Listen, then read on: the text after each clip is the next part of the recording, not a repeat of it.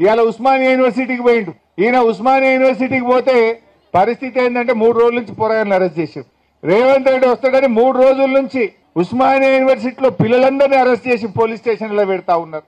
మొత్తం ఇనుప కంచెలు పెట్టిండ్రు, గజంకొక్క పోలీసుని పెట్టిండ్రు. ఇక దానికి ఈయన పోతాడట. నీ గొప్పతనం ఏంది నాయన? గజంకో పోలీసుని పెట్టి ఇనుప కంచెలు పెట్టి పిల్లల్ని అరెస్ట్ చేసి నువ్వేదో యూనివర్సిటీకి పోయి ఉద్ధరిస్తా అని మాట్లాడుతున్నావు. అది కూడా దేనికోసం పోతున్నావు? వెనకట మా సబితక్క పోయి కొబ్బరికాయ కొడితే ఆ బిల్డింగ్ తయారైతే దాన్ని రిబ్బన్ కత్తిరీనికి పోతున్నావు. నువ్వు కొత్తగా ఇచ్చింది లేదు, కొత్తగా కట్టింది లేదు, కొత్తగా మంజూరు చేసింది లేదు. ఆనాడు సబితక్క పైసలు శాంక్షన్ చేసి పోయి కొబ్బరికాయ కొడితే బిల్డింగ్ తయారైతే దాన్ని రిబ్బన్ కత్తిరీనికి పోయిండు రేవంత్ రెడ్డి. ఇక నేనేందో ఉస్మానియాకు ఏమో చేసిన అంటే నువ్వు చేసింది ఏమున్నది?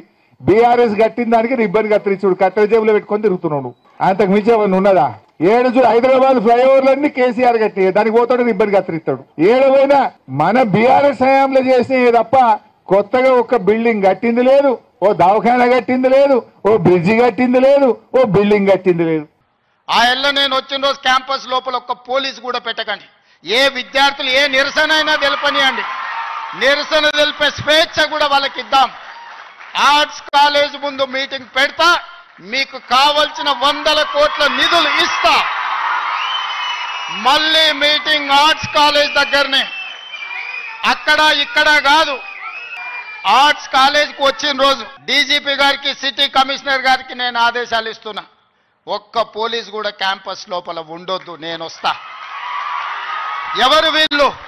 మా తమ్ముళ్ళు మా చెల్లెళ్ళు తండాలలో గూడాలలో మారుమూల పల్లెల్లో పేదరికం రుచి చూసి అభివృద్ధి జరగాలి, డాక్టర్లు లాయర్లు ఇంజనీర్లు కావాలి, ఐఏఎస్లు ఐపీఎస్లు ఐఎఫ్ఎస్లు అయి ఈ దేశ నిర్మాణంలో భాగస్వాములు కావాలని ఇక్కడికి వచ్చిన వాళ్ళను ఆనాడు ఉన్నాయన గొర్రెలు బర్రెలు చేపలు పెంచుకోండి అంటే ఈ రోజు డాక్టర్లు లాయర్లు ఇంజనీర్లు కాండి ఐఏఎస్లు ఐపీఎస్లు కాండి అని నేనంటున్నా.